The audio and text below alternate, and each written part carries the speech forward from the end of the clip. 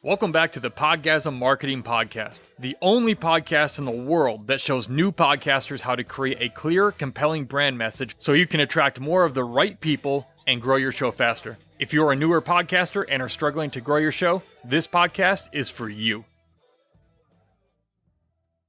If you want more people to subscribe and listen to your podcast, you have to get really good at writing clear and compelling titles, episode titles that grab people by the eyeballs and grab their attention and make them have to listen. Now, in today's episode, I'm going to go over 5 books that have some absolutely killer headlines for titles and or subtitles that you can use these as a model for creating your own. You obviously don't use the same exact one, but you use the headline structure to create compelling titles that make people want to listen.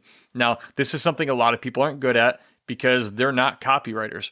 They're not people who are trained on how to write and say words that sell and compel people to make buying or listening decisions. But that's why I'm here today. I'm going to break this down, make it easy for you. This is going to be a plug and play episode where you can look at each of these headline structures from these titles and subtitles, and you can use these structures, these headline structures that are proven to work to create your episode titles so you can get more of the right people listening to and subscribing to your podcast so your podcast will grow and also make you more money. Now, if you haven't done so already, make sure you go download the free Speak Your Listener's Language PDF, where I show you a very simple way to create and craft a clear, compelling podcast brand message that will attract more of the right people to your podcast so more people will subscribe and listen. There's a link in the description, or you can just go to podgasmshow.com and grab it. So again, it can be frustrating trying to think up titles that grab people and compel them and make them want to listen to your episodes.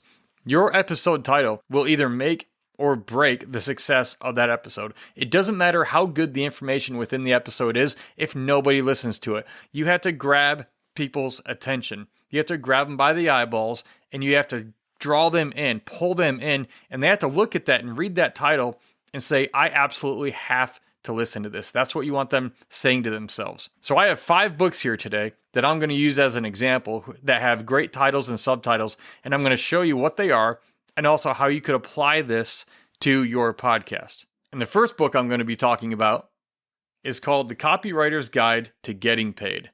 That's the title, The Copywriter's Guide to Getting Paid. You know, I could use this for my podcast. I could call it the Podcaster's Guide to Making Money or Getting Paid if I really wanted to get close to it. And you don't want to plagiarize anything. You just want to use the headline format structure and then adapt it to what you do.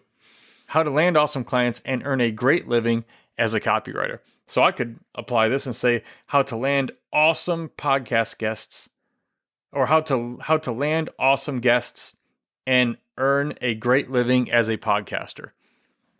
I could use that in my business, in my podcast, if I was teaching that. Let's say you have a real estate podcast. You could say it's the Real Estate Agent's Guide to Getting Paid. How to land more high-paying clients and earn a fortune as a real estate agent. You could say that, or you could break that up and maybe just use one part of it. There's a lot you could do with that. So, next one.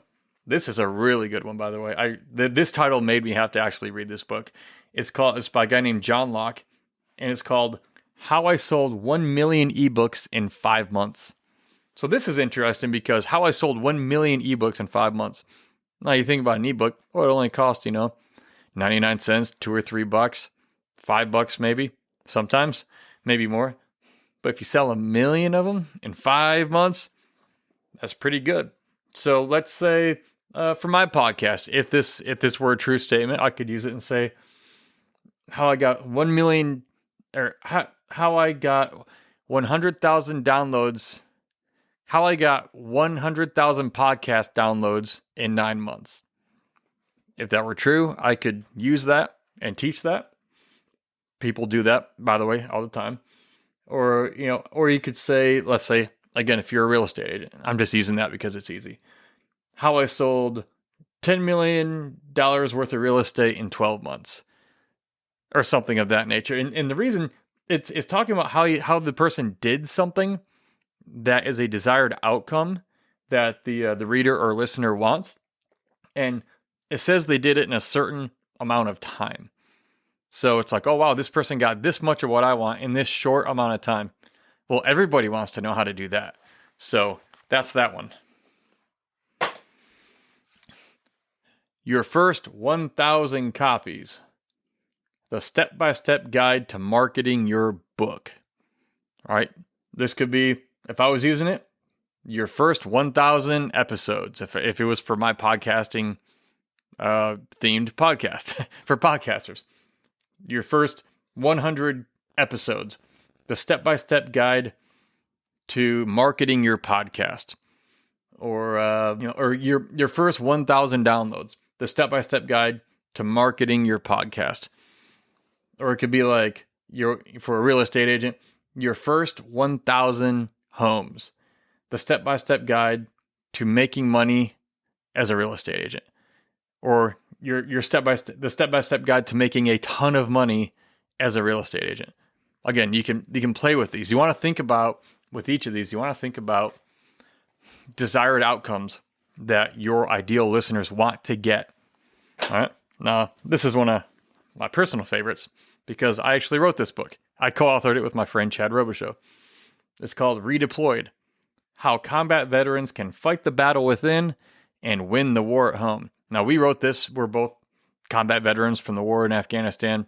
And so we wrote this about what helped us getting our heads back on straight after coming home from combat. And so I got injured by a suicide bomber. Vehicles blown up a couple times. A suicide bomber tried to kill me. If you know anything about my story, year and 2 months at the hospital. So I've been through that myself a lot. And so I have some credibility about putting my life back together after war. And then Chad, he did something like 10 or 12 deployments. And so he's been through it also.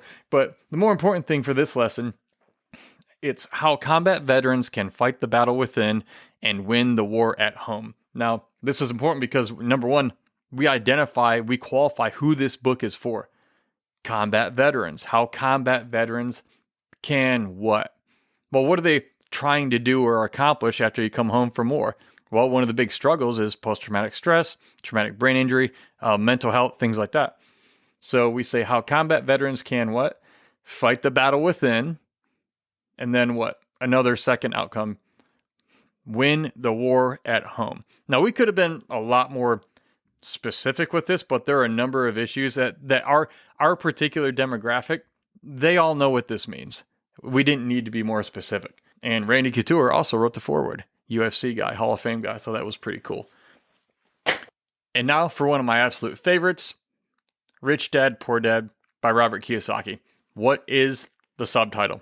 I love it. It's what the rich teach their kids about money that the poor and middle class do not. Good subtitle for a few reasons. Well, it tells you what it's about. What rich people teach their kids about money, because if they're rich, they obviously have a lot.